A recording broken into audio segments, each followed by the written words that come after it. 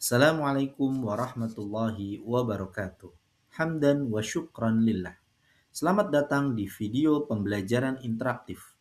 Pada kesempatan kali ini, kita akan bersama-sama mempelajari materi yang sangat penting dalam dunia manajemen sumber daya manusia, yaitu proses rekrutmen karyawan. Materi ini akan membantu kita memahami bagaimana sebuah organisasi mencari, memilih, dan mendapatkan sumber daya manusia yang tepat untuk mencapai tujuan perusahaan.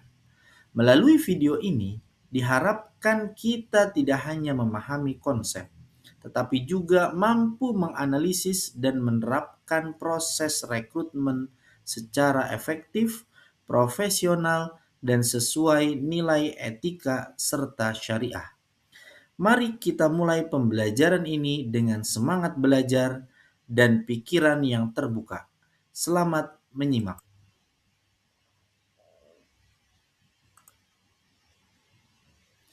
Mengapa perusahaan melakukan rekrutmen? Tentunya ada faktor-faktor yang mempengaruhinya. Faktor yang pertama yaitu kebutuhan karyawan baru. Perusahaan membutuhkan tenaga kerja tambahan untuk mendukung operasional sehari-hari agar pekerjaan dapat berjalan lebih efektif dan target perusahaan dapat tercapai. Faktor yang kedua yaitu pengganti karyawan. Rekrutmen dilakukan untuk mengisi posisi yang kosong, misal karyawan yang resign, atau karyawan pensiun, atau karyawan yang terkena pemutusan hubungan kerja atau PHK, atau dipindahkan ke divisi lain. Faktor yang ketiga yaitu ekspansi perusahaan. Perusahaan membuka cabang baru, memperluas pasar, atau meningkatkan kapasitas produksi sehingga membutuhkan lebih banyak karyawan untuk mendukung pertumbuhan bisnis. Faktor yang keempat yaitu proyek baru. Perusahaan memperoleh atau menjalankan proyek baru yang memerlukan tenaga kerja dengan keahlian tertentu. Karyawan direkrut untuk membantu menyelesaikan proyek sesuai target dan jadwal yang telah ditetapkan. Dalam proses rekrutmen, tentunya ada langkah-langkah yang harus dilakukan oleh perusahaan. Yang pertama, identifikasi kebutuhan karyawan. Posisi yang dibutuhkan. Perusahaan menentukan jabatan atau bagian yang membutuhkan tenaga kerja, seperti staf, administrasi, marketing, akuntan, atau programmer sesuai kebutuhan operasional. Kemudian jumlah karyawan.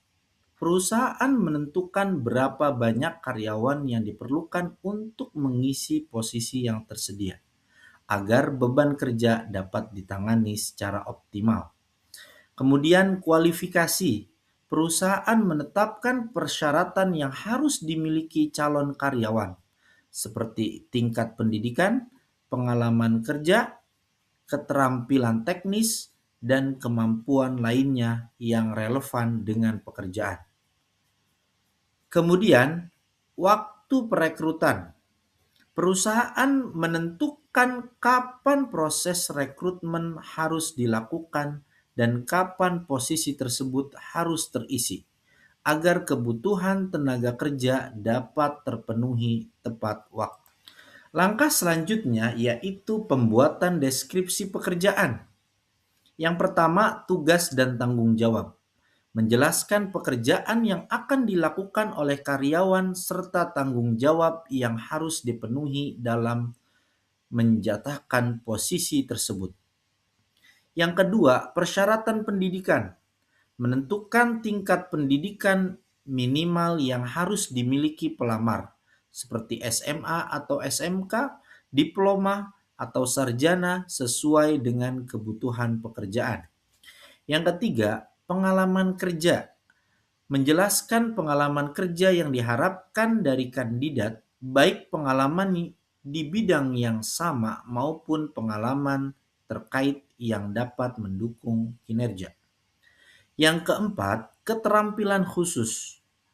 Menentukan kemampuan atau keahlian tertentu yang diperlukan untuk menjalankan pekerjaan, seperti kemampuan mengoperasikan software, berbahasa asing, desain grafis, atau keterampilan teknis lainnya. Langkah selanjutnya yaitu publikasi lowongan kerja. Bisa melalui situs resmi perusahaan. Lowongan kerja dipublikasikan melalui situs resmi perusahaan agar pelamar dapat memperoleh informasi yang akurat dan langsung dari sumber terpercaya. Yang kedua, bisa juga memanfaatkan media sosial seperti Instagram, YouTube, TikTok, atau yang lainnya, agar pelamar bisa mendapat informasi dengan cepat. Yang ketiga, bisa melalui portal lowongan kerja. Lowongan yang dipasang pada situs pencarian kerja sehingga dapat dilihat oleh banyak pencari kerja dari berbagai wilayah dan latar belakang. Kemudian yang keempat, referensi internal. Perusahaan menerima rekomendasi kandidat dari karyawan yang sudah bekerja, sehingga proses pencarian calon karyawan dapat dilakukan lebih efektif dan efisien.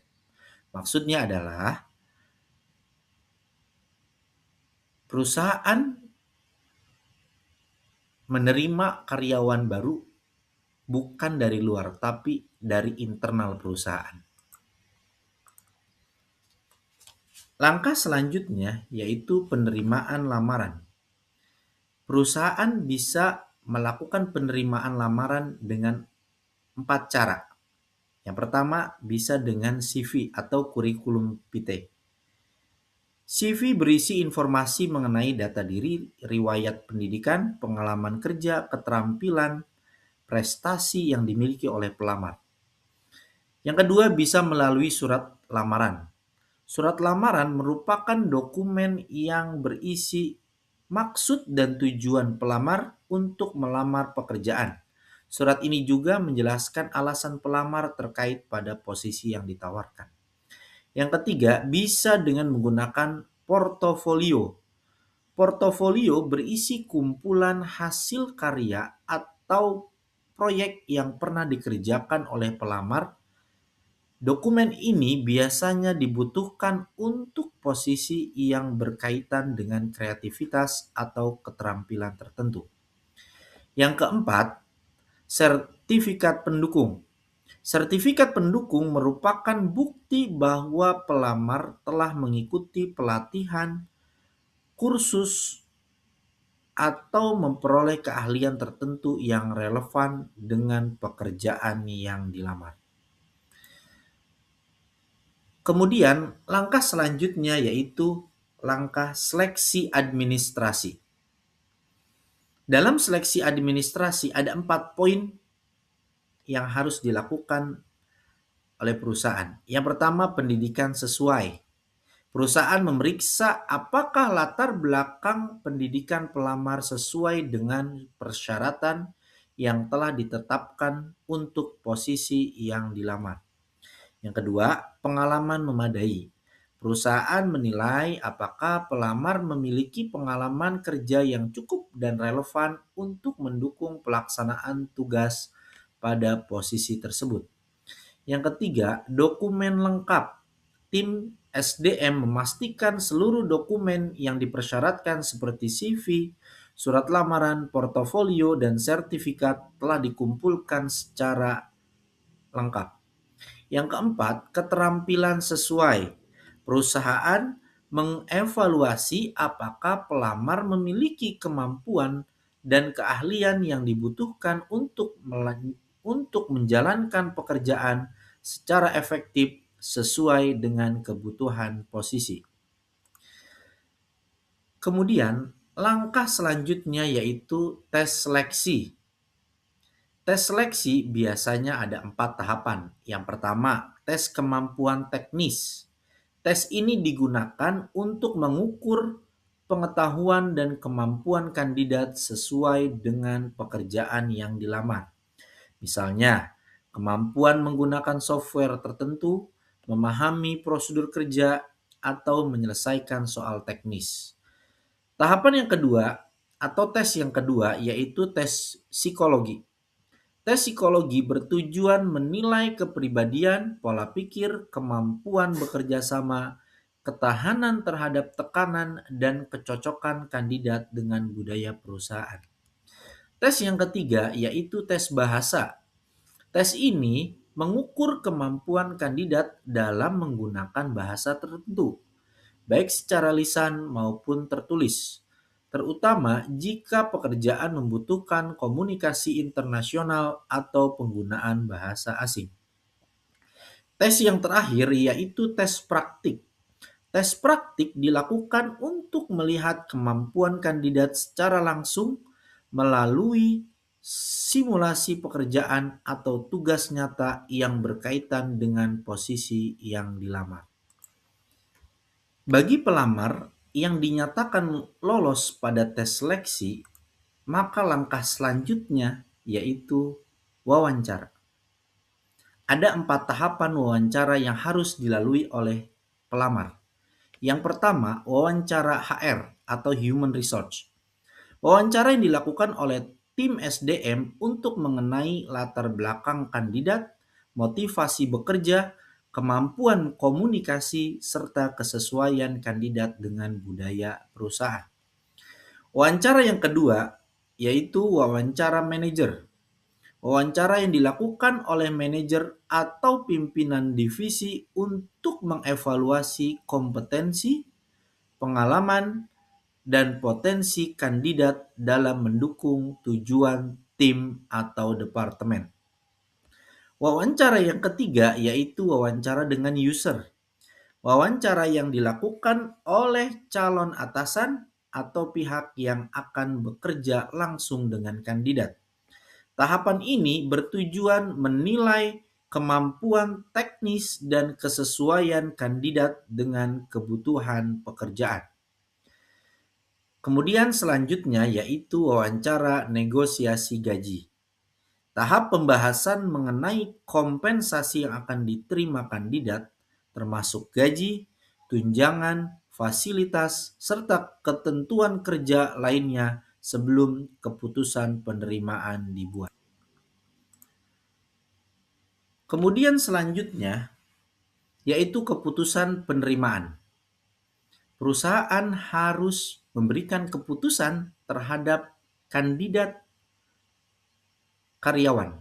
Ada 4 keputusan yang harus dibuat oleh perusahaan. Yang pertama, diterima. Kandidat dinyatakan lolos seluruh tahapan seleksi dan dipilih untuk mengisi posisi yang tersedia. Perusahaan akan memberikan penawaran kerja dan mempersiapkan proses orientasi karyawan baru.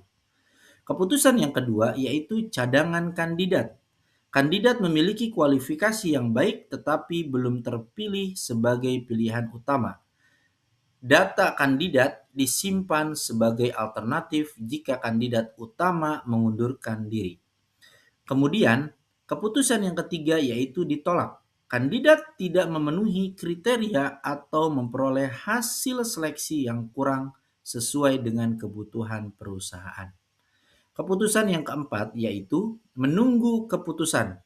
Kandidat masih dalam proses evaluasi atau perusahaan belum menentukan hasil akhir seleksi.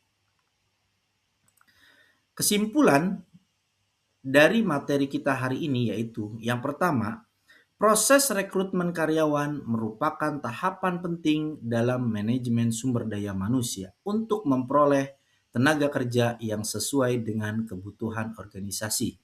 Yang kedua, rekrutmen yang efektif tidak hanya bertujuan memenuhi kebutuhan tenaga kerja, tetapi juga memastikan kesesuaian antara kompetensi.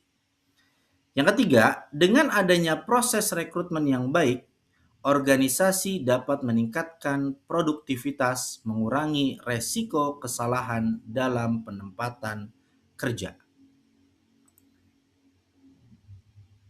Terima kasih. Semoga apa yang kita pelajari pada hari ini dapat bermanfaat untuk kita semua. Kurang lebihnya saya mohon maaf. Billahi taufik wal hidayah. Wassalamualaikum warahmatullahi wabarakatuh.